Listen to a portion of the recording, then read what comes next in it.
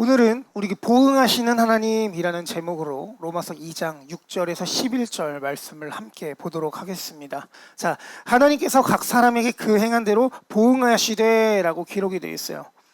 자, 여러분, 하나님은 우리의 행위대로 보응하시는 분입니다. 하나님은 우리가 잘하면 상을 주시고 못하면 벌을 주시는 분이다 라는 이 말입니다.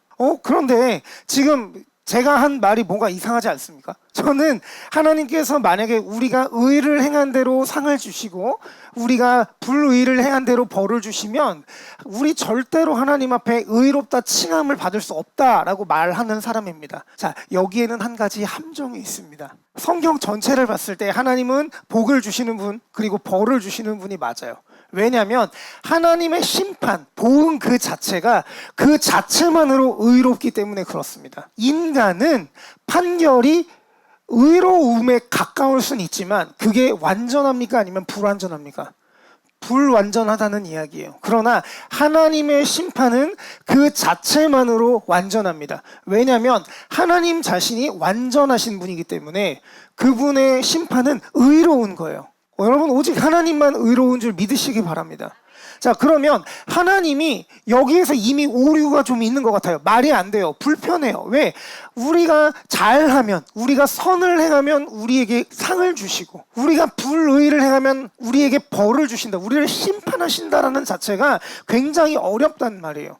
왜냐하면 여러분은 그동안 저와 함께 말씀을 나누면서 행동이라는 게, 행위라는 게 그냥 단순하게 우리가 껍데기로만 하는 행동이 아니라 우리의 마음까지 같이 가져가야 되는 행동이라는 걸 여러분 이미 아시게 됐을 거예요. 그러면 여기서 너무 어려운 거란 말이죠. 우리가 마음이 완전히 순결하지 않을 텐데. 그래서 여기에서 말하는 행위가 어떠한 것인가를 우리가 좀 다시 살펴봐야 됩니다. 자, 여러분, 지금 이 사진이 뭡니까? 왼쪽에 있는 사진은 뭐예요? 딱 봐도 봉사, 나눔, 선교, 뭐 이런 행위죠. 자, 그리고 그 옆에 있는 건 딱 봐도 헌금입니다. 의로운 행위입니까? 아니면 불의한 행위입니까? 의로운 행위죠. 그런데 여기에는 한 가지 함정이 있다고 늘 말씀을 드립니다. 이 행위 자체가 의미가 있냐는 거예요. 이 행위 자체는 의미가 없는 행위예요. 이게 무슨 얘기지? 그러면 왜 도대체 헌금하고 봉사하라고 하는 거냐? 말이 안 맞잖아요. 자, 그런데 지금부터 진짜 자세하게 좀 살펴보겠습니다. 여러분, 혹시 공로사상, 공로주의라는 이야기 들어보셨습니까? 공로사상, 공로주의는 뭐냐면 우리가 이 세상에서 업적을 쌓아야 그것이 아버지 나라에 적금이 들어진다는 거죠. 그것을 반대해서 일어난 게 종교개혁인데, 종교개혁이 일어났는데도 한국 교회 안에 여전히 뭐가 있냐면 공로사상이 남아있어요. 하나님 앞에 헌금을 얼마를 해야 이게 뭐 이렇게 천국에 이렇게 집이 바뀐다, 이렇게 봉사를 열심히 해야 우리의 모자가 바뀐다, 이래가지고 뭐 개털 모자 쓸 거냐, 황금 면류관 쓸 거냐, 아니면 뭐 초가집 살 거냐, 천국에서 타워 팰리스 살 거냐, 뭐 궁정에서 살 거냐, 뭐 이런 거 얘기를 많이 들었단 말이에요. 이게 다 뭐냐면 공로 사상이에요. 그런데 이러한 공로 자체가 의미가 없다는 거예요. 뭐 없이는 의미가 없냐면 바로 은혜 없이는 의미가 없습니다. 그래서 여러분, 우리의 행위는 뭐가 돼야 되냐면 은혜의 행위가 돼야 돼요. 우리의 모든 것이 누구로부터 왔다? 하나님으로부터 왔다라는 이것이 우리의 안에 있어야 된다라는 겁니다. 여러분, 하나님 없이 하는 모든 것이 악이에요. 하나님의 은혜와 사랑 없이, 그것에 대한 감격 없이 하는 우리의 모든 행위가 하나님 앞에 기쁨이 되지 않는단 말이에요. 엎드려 절받기라고 합니다. 여러분, 자녀들에게 야, 그래도 니네 나한테 이렇게 좀 해줘야지, 부모한테 어떻게 이럴 수 있어 라는 말씀을 혹시 해보신 적 있으십니까? 비슷한 거라도 있다면 여러분, 그거 받으면 기분이 좋습니까? 기분 되게 안 좋아요. 왜냐면 그게 마음이 담긴 행위가 아니라는 걸 알아서 그래요. 너 혼나? 엄마한테 혼나? 아빠한테 혼나? 그렇게 하고 나서 아이가 행동을 하면 그 행동이 우리에게 기쁨이 됩니까? 아니요, 기쁨이 안 돼요. 그냥 그러니까 말로 할 때 들었으면 얼마나 좋아 막 이러면서 우리가 그렇게 하잖아요. 여러분, 하나님이 우리에게 기뻐하시는 건 자발적인 행위를 기뻐하시는 거예요. 그래서 제가 여러분 앞에 헌금의 중요성을 강조하죠. 주일 성수의 중요성을 강조하죠. 그죠? 예배의 중요성을 강조합니다. 교제의 중요성을 강조를 해요. 그러나 그것을 여러분에게 강요하지 않는 이유는 뭐냐면 자발적이지 않기 때문에, 여러분이 자발적으로 하나님을 사랑하는 마음으로 그것들을 하시기를 바라는 마음에서 계속해서 그 의미를 강조하는 거예요. 여러분, 우리의 행위는 룻기에서 봤잖아요. 그 룻의 행위, 그리고 보아스가 룻을 섬겼던 그 행위가 다 무엇에 기반한 행위예요? 은혜에 기반한 행위란 말이에요. 여러분의 모든 섬김이, 여러분의 모든 어떤 행위들이 하나님 앞에 은혜가 기반된, 은혜에 기반된 행동이 되기를 예수님의 이름으로 축원합니다. 그래서 누가복음 17장 10절에 보면 이렇게 기록이 되어 있어요. 이같이 너희도 명령받은 것을 다 행한 후에 이르기를 우리는 무익한 종이라 우리가 해야 할 일을 한 것뿐이라 하릴지니라. 이것이 바로 참된 은혜의 행위를 한 종들의 태도라는 거예요. 제가 하나님 앞에 집도 드렸고요, 뭐도 드렸고요, 뭐 성경에 나오는 것대로 제가 주님의 이름을 전파하며 주님의 이름으로 귀신도 쫓아내고 병도 고치고 제가 다 했습니다. 하나님 나라의 복음을 전했습니다. 그런데 주님은 뭐라고 하십니까? 나 너 몰라. 불법을 행한 자들아 내게서 떠나가라라고 말씀하시지 않습니까? 이게 무슨 이야기예요, 여러분? 우리의 태도는 제가 하나님 앞에 이것도 했고요, 하나님 이것도 했고요, 제가 교회에서 헌금도 제일 많이 하고요, 기도도 제일 많이 하고요, 목사로 따지면 제가 말씀도 얼마나 연구를 열심히 하고요, 얼마나 바른 복음을 전하려고 열심히 살았는데요, 하나님 저한테 이렇게 하시면 안 돼요라는 그런 기도를 하나님 앞에 드릴 수가 없다는 거예요. 모든 것이 은혜에 기반했기 때문에 하나님, 내가 하나님 앞에 이것들을 다 드린다고 하지만, 내가 하나님을 정말 섬긴다고 하지만, 내가 주님을 사랑하는 마음으로 교회를 섬기고 내가 내 이웃을 사랑한다고 하지만 당연히 해야 되는 거죠. 나 주님 앞에 그렇게 유익한 종이 아닙니다. 이게 바로 우리가 가져야 할 태도라는 거예요. 그래서 여러분 이 두 가지를 다 가지고 가시기 바랍니다. 하나님 앞에 늘 감사하셔야 돼요. 그리고 그 내 죄성, 나의 연약한 모습을 같이 보셔야 돼요. 그래서 나의 연약함 앞에 하나님이 나를 구원하신 그 은혜가 감사하고, 그 은혜에 감사해서 살아가려고 하고, 그렇게 살아가려고 하지만 그렇게 살아가지 못하는 나의 모습을 바라보며 하나님의 은혜와 사랑이 얼마나 크신지를 다시 한번 깨달아야 되는 거예요. 이것이 우리 안에 있어야 할 두 가지 태도, 이미와 아직 사이에 있는 태도입니다. 그래서 하나님 앞에서 겸손한 태도야말로 우리의 은혜의 행위임을 기억하시는 저와 여러분 모두가 되기를 바랍니다. 계속해서 본문을 살펴보겠습니다. 참고 선을 행하여 영광과 존귀와 썩지 아니함을 구하는 자에게는 영생으로 하고, 자, 참고 선을 행하는 사람은 무엇을 구하는 사람이에요? 영광과 존귀와 썩지 아니함을 구하는 자예요. 자, 그리고 반대로 당을 지어 진리를 따르지 아니하고 불의를 따르는 자에게는 진리와 분노로 하시리라. 자, 여기에서 당을 짓는다라는 말은 무슨 말이냐면 자기 의에 빠진 사람들을 말하는 거예요. 여러분, 교회 안에서 당을 짓는 사람들은 왜 당을 짓습니까? 내가 의롭다고 생각해서 그런 거예요. 물론 이게 다는 아니겠지만 이 바울이 로마서를 기록하던 당시에는 당을 짓던 사람들은 다 자기 의에 빠지는 사람들입니다. 자기 의에 빠진 사람들의 특징이 뭐예요? 자기밖에 몰라요. 그리고 또 그래서 남의 말을 잘 안 들어요. 잘 안 듣는 게 아니라 아예 안 들어요. 왜냐하면 내가 옳거든요. 내가 의의 기준이에요. 내가 옳음의 기준이에요. 그래서 하나님의 말씀조차도 내 의에 맞지 아니하면 하나님의 말씀조차도 맞지 않게 된다는 말이에요.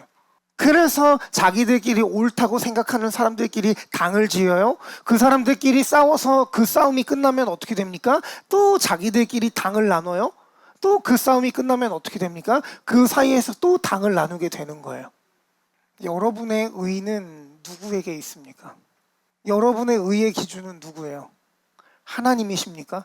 그렇다면 여러분, 정말 죄송하지만 여러분의 의를 여러분의 의로 여기지 않으시길 바랍니다. 우리의 의의 기준은 내 행동이 아니에요. 하나님의 말씀에 있다라는 것을 날마다 기억하고 고백하시기 바랍니다. 자, 계속해서 이 본문을 보도록 하겠습니다. 자, 당을 지어 진리를 따르지 아니하고 불의를 따르는 자에게는 진노와 분노로 하시리라 라고 되어 있어요. 자, 여러분, 여기에서 앞에서는 뭐라 그랬습니까? 참고 선을 행하는 사람들은 무엇을 구하는 자들이에요?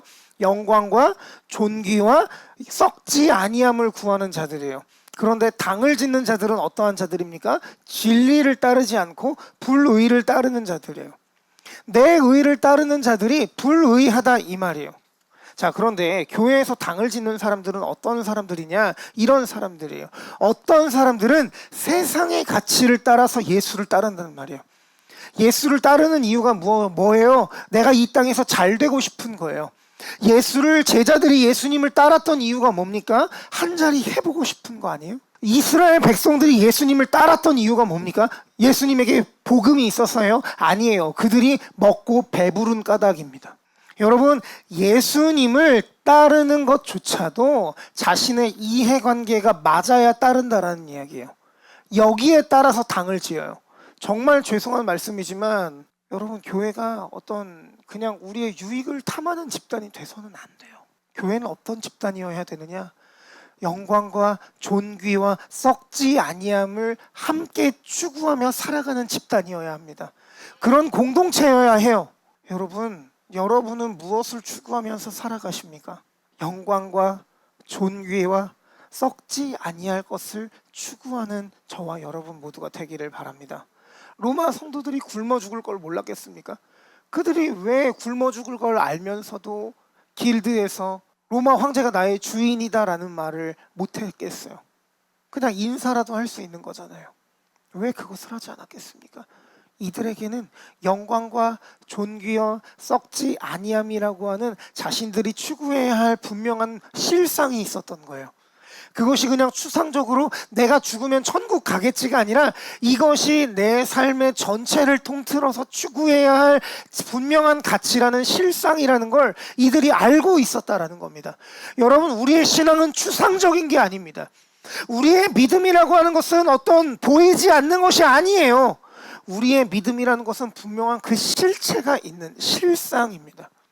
히브리서 11장 1절에서 이렇게 이야기해요. 믿음은 바라는 것들의 실상이요 보이지 않는 것들의 증거니 선진들이 이로써 증거를 얻었다라고 해요. 하나님은 우리에게 그것을 계속해서 보이신단 말이에요. 다시 한번 말씀드리지만 저는 여러분이 부자가 되셨으면 좋겠습니다. 저는 여러분의 11조가 1,000만 원이 넘으셨으면 좋겠어요. 그러나 그리 아니하실지라도 우리의 가치가 무엇입니까? 영광과 존귀와 썩지 아니함입니다. 계속해서 본문을 좀 살펴보겠습니다. 악을 행하는 각 사람의 영에는 환난과 곤고가 있으리니 먼저는 유대인에게요 그리고 헬라인에게며 선을 행하는 각 사람에게는 영광과 존귀와 평강이 있으리니 먼저는 유대인에게요 그리고 헬라인에게라. 자, 오늘 말씀에서는 계속 이게 반복이 되는데 여러분, 하나님은 우리의 행위대로 보응하시는 분이십니다. 아멘이시죠? 이제 이 하나님이 우리의 행위대로 보응하신다라는 의미가 어떤 의미인지 아시죠? 여기에는 은혜가 수반된 행위입니다. 자, 그러면 왜 하나님의 보응은 먼저 유대인에게 있고 그 다음에 헬라인에게 있을까요? 바울은 왜 이렇게 이야기할까요? 왜냐하면 유대인들에게는 율법이 있었기 때문에 그 책임이 더 막중했던 겁니다. 헬라어 한 단어를 같이 좀 나누려고 해요. 기노스코라고 하는데 이 기노스코라는 단어는 뭐냐면 알다, 경험하다, 확신하다라는 단어입니다. 그러니까 무슨 말이냐면 여기에서 성경에서 말하는 알다라는 것은 경험이 수반된 알미예요. 그러니까 내가 경험하지 않고 머리로만 아는 건 아는 게 아니라는 거예요. 예를 들면 여러분 혹시 유재석이라는 사람 아세요? 혹시 모르는, 우리나라에서는 꼬맹이들도 유재석이라는 이름 석자는 알아요. 자, 그러면 한 가지 더 여쭤보겠습니다. 여러분 유재석이랑 식사해 본 적 있으세요? 혹시 대화라도 한마디 섞어 보신 적 있어요? 잘 아세요? 아니죠, 모르시죠? 그러면 우리는 이 유재석을 안다라는 게 아는 겁니까? 아니면 정보를 가지고 있는 겁니까? 정보를 가지고 있는 겁니다. 자, 그러나 여러분이 뭐 유기성도 모르고 뭐 이찬수도 모르고 뭐 오정현도 모르고 뭐 다 모르시겠죠? 자, 그러면 여러분 한 가지 여쭤보겠습니다. 혹시 김상기는 아세요? 혹시 김상기랑 식사해 본 적 있으세요? 김상기가 어떤 생각을 가지고 있는지 아세요? 김상기가 어떤 성격이 어떤지도 아시죠? 맞아요. 여러분 잘 아신단 말이에요. 자, 그러면 이 알은 여러분의 지식입니까? 아니면 여러분의 경험에 의해서 알게 된 알입니까? 경험 때문에 알게 된 거란 말이에요. 기노스코란 바로 우리가 경험했기 때문에 아는 거예요. 경험했기 때문에 알고 알기 때문에 확신하는 겁니다. 여러분, 그렇기 때문에 성경이 말하는 알미란 경험과 행위가 동반되어야 진짜 알미라고 할 수 있는 거예요. 무슨 얘기냐? 말씀을 알기 때문에 말씀대로의 삶이 우리의 삶 가운데 동반이 되어야 되는 겁니다. 그래서 여러분, 목사가 얼마나 무서운 직분인지를 아셔야 돼요. 여러분, 물론 제가 이제 저도 목사라고 다른 목사님들 막 비판하고 막 하겠지만, 그렇다고 목사가 그냥 무작정 욕만 먹어야 되는 존재는 아니에요. 왜냐면요, 목사 진짜 어려워요. 뭐가 어렵냐? 설교를 했잖아요. 설교를 살아야 돼요. 이게 목사에게 가장 중요한 책임 중에 하나가 뭐냐면, 내가 한 설교를 가장 먼저 살아내야 할 책임이 있습니다. 그게 목사의 의무이자 책임이에요. 그런데 제가 말씀대로 살지 않는다고 생각해 보십시오. 생각만 해도 끔찍하시지 않습니까? 물론 실수하고 넘어질 수 있지만 그런 차원의 게 아니라 가치 자체가 성경과 관련 없는 삶을 산다고 해보세요. 그러면 저는 얼마나 끔찍한 삶을 살겠냐고요. 여러분은 얼마나 끔찍한 신앙생활을 하시겠습니까? 여러분, 그동안 많은 설교를 들으셨어요. 그리고 알게 된 사실들도 많고 생각이 바뀐 부분들도 분명히 있으실 거예요. 그래서요, 그게 여러분에게 어떤 의미가 있습니까? 여러분, 아는 것으로 끝내지 마십시오. 알기 때문에 그 말씀이 우리의 삶에 동반되시기 바랍니다. 여러분이 그 말씀대로 삶을 살아가셔서 그 말씀을 여러분이 살아갈 때 하나님의 나라가 여러분을 통해 여러분의 주변 사람들 가운데 이루어지기를 축복합니다. 또한 그 행위를 하나님이 기뻐하셔서 우리에게 그 행한 대로 보응하실 줄 믿습니다. 자, 마지막으로 말씀을 보겠습니다. 이는 하나님께서 외모로 사람을 취하지 아니하셨다. 여러분, 하나님은 외모로 사람을 취하신 적이 단 한 번도 없습니다. 하나님이 만약에 외모로 사람을 취한다, 그러면 어떤 기준으로 취하셔야 될까요? 어떻게 하나님이 우리를 취하시는 게 외모로 사람을 취하시는 겁니까? 그렇죠. 자, 그러면 또 한 가지 질문이 들어가야죠. 돈이 많은 건 어느 정도 많아야 됩니까? 갑자기 멍해지시죠. 잘생겨야 된다. 얼마나 잘생겨야 되는데요? 외모의 기준이 뭡니까? 그 남들이 보는 기준도 다 다르잖아요. 누가 착하다라는 기준은 누가 기준입니까? 이게 애매한 거예요. 그러니까 야, 너 예수 믿어? 안 믿어? 잘 믿어? 아니면 잘 믿어? 잘 안 믿어가 아니에요. 너 예수 믿어? 안 믿어? 이게 얼마나 기준이 깔끔합니까? 여러분, 하나님의 보응은 우리의 행위가 아닌 그분의 은혜에 따른 거예요. 그렇기 때문에 우리는 그분의 은혜가 수반된 행위를 하면 되는 겁니다. 어떤 마음으로요? 그분을 사랑하는 마음으로.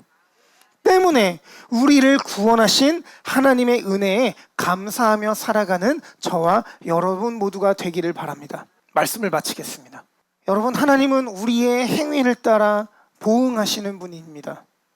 그리고 그 행위는 내 주관적인 행위가 아니라 하나님의 은혜에 따라 행하는 모든 것이에요.